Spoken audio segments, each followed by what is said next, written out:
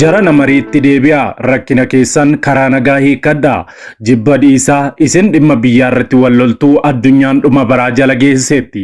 Dhalli namaa akka yeroo kanaa ogummaadhaan dandeettiidhaan kan tokka'e beekumsa addaa keessa ga'ee hin beeku.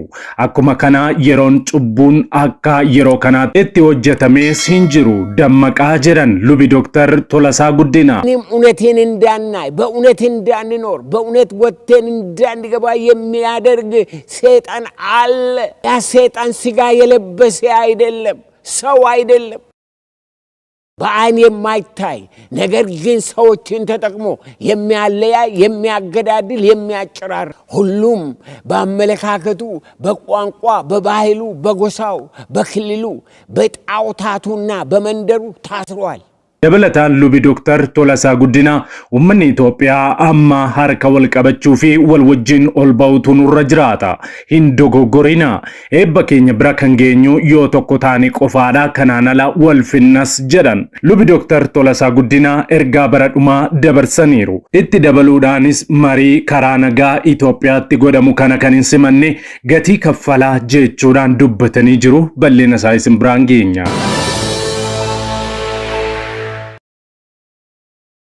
Nagaan faraarri Kiristoos bakka jirtanitti hunduma keessaniif haa baay'atu. Akkam jirtu daawwattoota Kiristiyaan Miidiyaa. Qophii wayitaawaa fi yeroo kanaaf isiniif qindeeffanne isin biraan ga'uuf qabannee dhiyaanneerra. Yeroo jalqabaaf gara chaanaalii keenyaatti kan dabalamtan subscribe gochuudhaan mallattoo beelii sana fuulduratti isinii ba'u ala tokko gadi tuquun ol kan jetturraa kaadhaa. Kana gochuu keessaniin odeeffannoowwan Kiristiyaanummaa yeroo hundumaa wayita gadhiifaman hunduma dursee akka isin naqqabuuf isin gargaara. Like, share godhaa. Yaada keessan immoo saanduqa yaadaa yookaan koomentii keessatti nu qooda kallattiidhaan gara qophii keenya yeroo kanaatti wal wajjin hadabarru.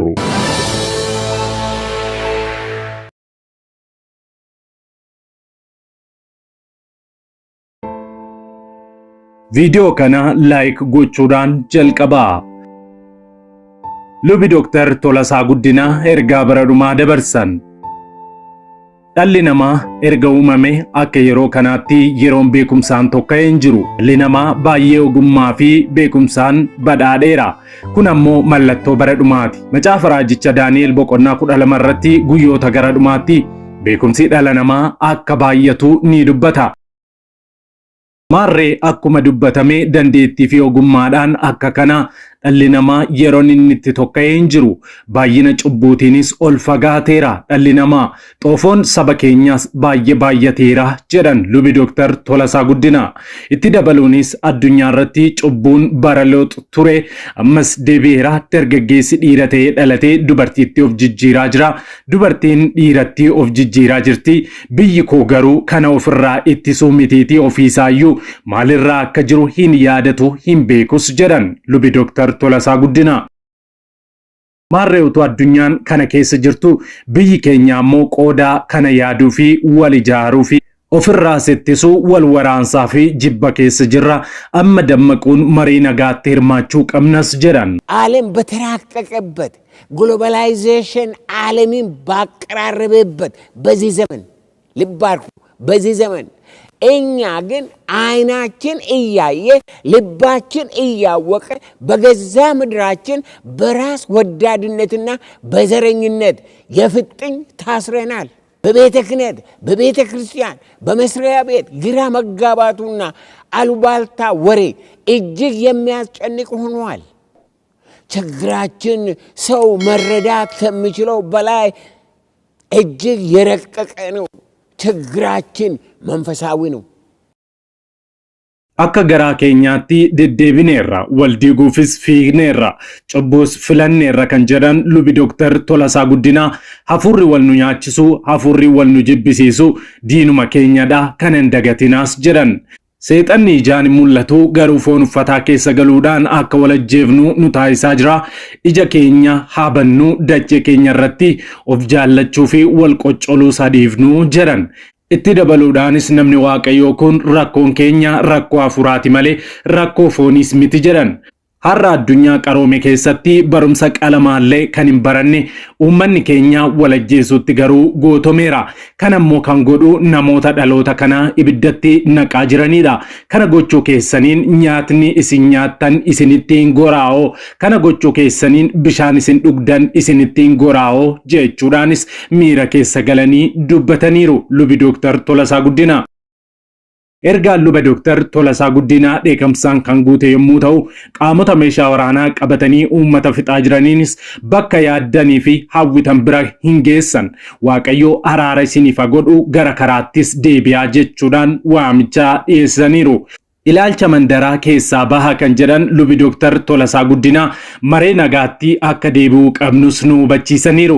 Indiddu taanaan ammoo Itoophiyaan akka hin diigamnee fi nuti garuu akka gatii baafnu ifatti waan dhagahanii fi waan argannutti himaniiru. Dhugumaan eebbifamuu fi biyya keenya eebbisuuf wal waraansaa fi jibba keessa jirru kana keessaa wal qabannee habaanus jedhan. Wal qabannee habaanu dukkana keessatti argamnu keessaa gara ifaatti habaanus kan jedhan lubi Dooktar Tolasaa Guddinaa yeroon fayyinaa fi jaalalatti deebi'uu biyya keenyaas amma ta'uu dubbataniiru. Filiphisiyoos boqonnaa 2 lakkoofsa 2-4tti ergaa akkas jedhus nu qoodaniiru. Ammas isin warra yaada garaa tokko ta'uudhaan jaalala tokko qabaachuudhaan yaada walitti dabalattanii tokko ta'uudhaan yaada tokkotti waliif galuudhaan gammachuu koo fiixaan anaaf baasaa.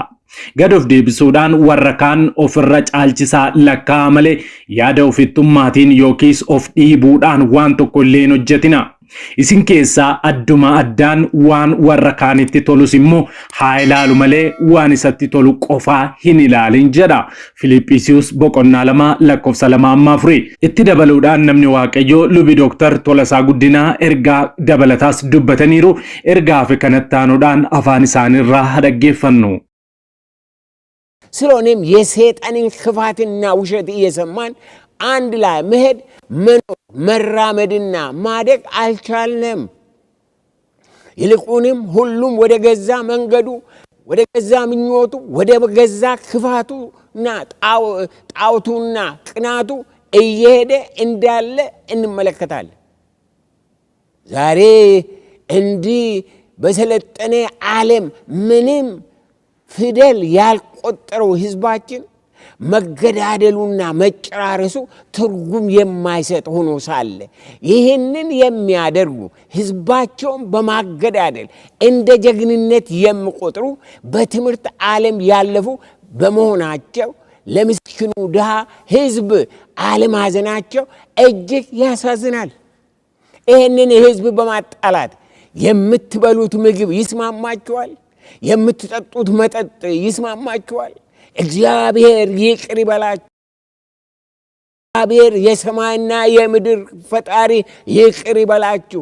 ይህንን ህዝብ ምንም ግራና ቀኙን የማያውቀውን ህዝብ አገዳድላችሁ የልትደርሱ የለመድረስ ፈልጋችሁ እውነቱን ልንገራችሁ፣ የትም አትደርሱም። ኢትዮጵያም አትፈርስም። እናንተም ወደ ፈለጋችሁን እንደዚህ እንፈልጋለን ትላላችሁ፣ የምትፈልጉትን አታውቁም፣ ወደዛም ደግሞ አትደርሱም። ስለዚህ ወገኖቼ ችግራችን መንፈሳዊ ነው። ሰው ከሚችለው ከሚረዳው ከሚያውቀው ከሚያዩና ከሚሰማው እጅግ የረቀቀ ነው። ለምን መገዳደሩ? ለምን መለያየቱ? ለምን ስራችንን ትተን በሰው መግደል ላይ የምናተኩረው? ለምን? የኢትዮጵያ ህዝብ መረዳት ያለበት የእግዚአብሔር ቃል እንደምለው ውጊያችን ከስጋና ከደም ወይም ከእርስ በርስ ጋር ሳይሆን መሆን ያለበት ሰውን ተጠቅሞ ከሚሰራው ከክፋት መንፈሳዊ ሰራዊት ከዲያብሎስ ጋር ነው።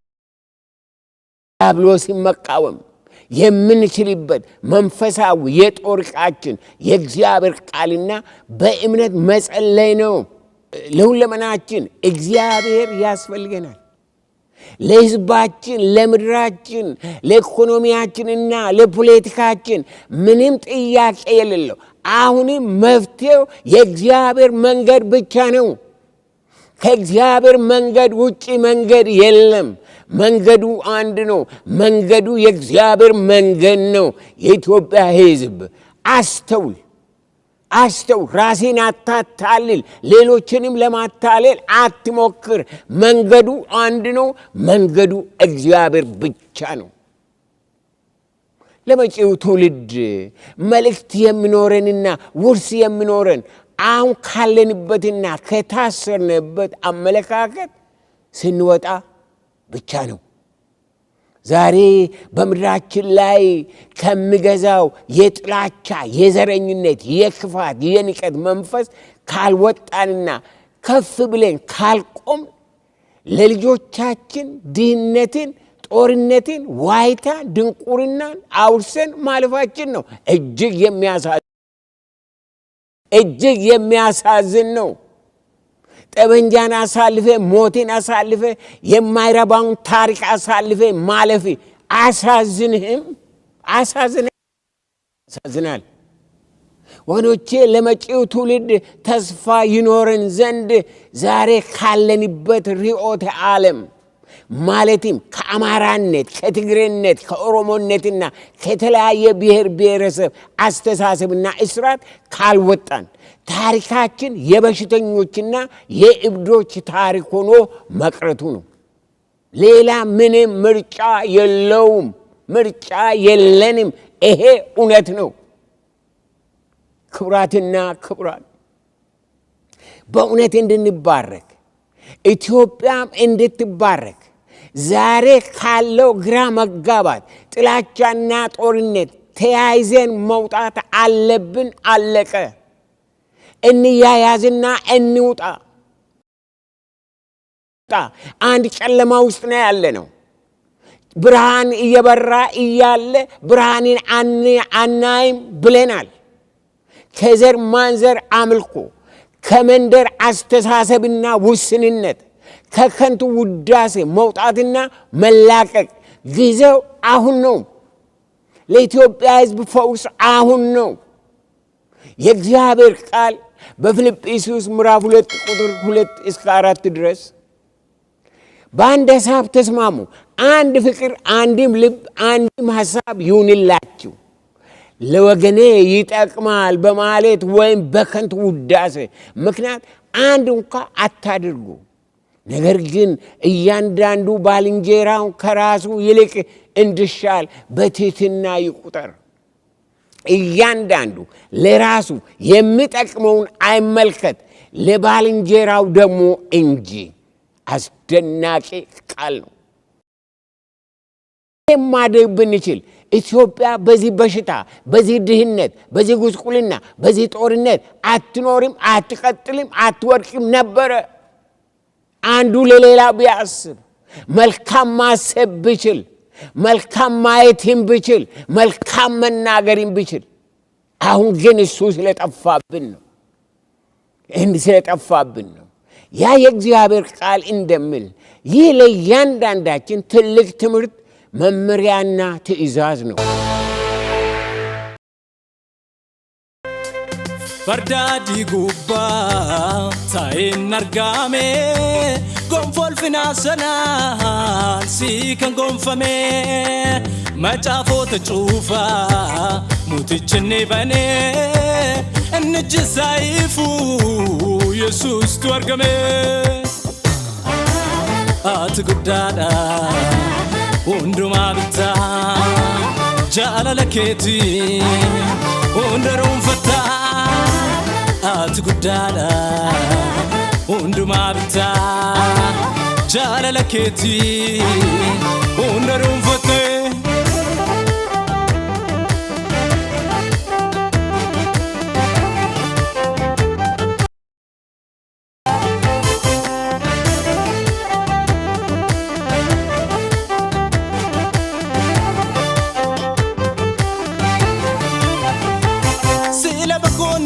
ስለ ቸርነት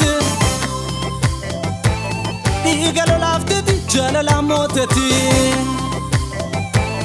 አሬቱ ይወራ በዛ ያንተ ስራ ገበርሂኖሞ ሞት ያልቀልጉዮ ነጩ ፈረስ ላይ የተቀመጠው ጽድቅና ስልጣን በእጁ የሆነው ፊቱ እንደ ፀሐይ ነው የሚያበራ እንዘምርለት ስለሱ ላውራ ነጩ ፈረስ ላይ የተቀመጠው ጽድቅና ስልጣን በእጁ የሆነው ፊቱ እንደ ፀሐይ ነው የሚያበራ እንዘምርለት ስለሱ ላውራ እንካ ምስጋና እንካ እልልታ እንካ አምልኮዬ ኢየሱስ ጌታዬ እንካ ምስጋና እንካ እልልታ እንካ አምልኮዬ ኢየሱስ ጌታዬ ኦ ገለተኬ ኦ ገለታ ኦ ገለተኬ ኦ ገለታ ኦ ገለተኬ ኦ ገለታ ኦ ገለተኬ ኢየሱስ ኦ ገለታ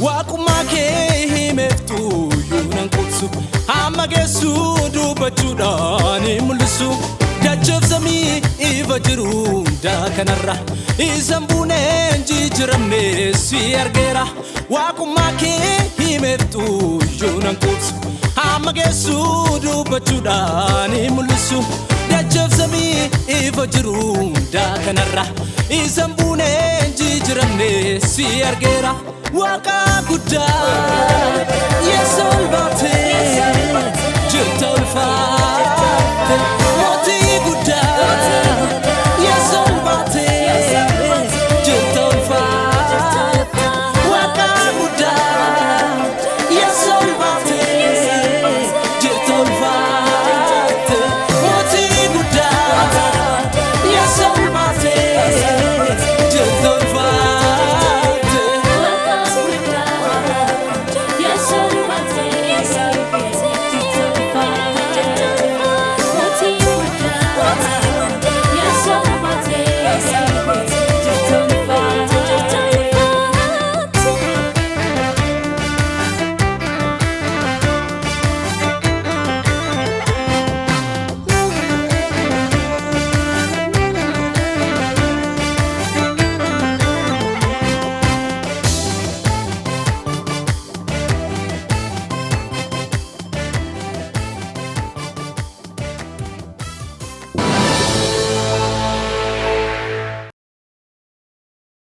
Egaan daawwattoota keenya qophiin yeroo kanaaf qabannee dhiyaannee kanneen hanga ammaatti daawwattanidha. Qophii keenya walakkaatti kan nutti dabalamtan chaanaalii keenya subscribe, like gochuu hin dagatina. Sa'aatotaan booda hanga walitti deebinutti nagaan tura.